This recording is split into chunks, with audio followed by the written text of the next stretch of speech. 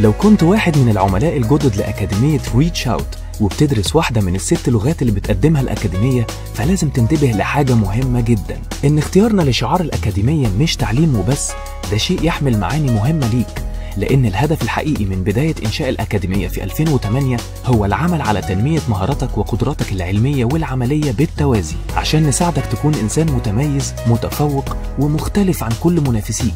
وبمساعدتك هنقدر نعمل فرق كبير جدا في قدراتك المهنية والوظيفية أيا كان تخصصك أو مجال عملك، سواء كنت خريج جديد أو حتى مدير.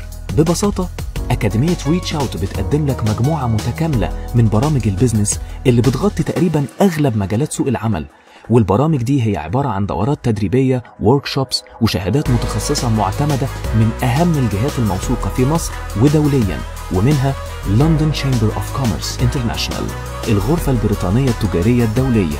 ومن ضمن برامج البيزنس اللي ممكن تدرسها معانا سوفت سكيلز، ماركتينج، HR، سيلز، اكاونت اند فاينانس، بروجكت مانجمنت، public relations, advertising, branding, customer service, SEO and social media، وحاجات تانية كتير جدا.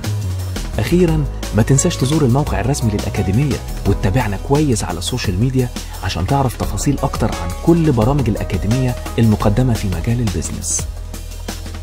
ريتش اوت، مش تعليم وبس.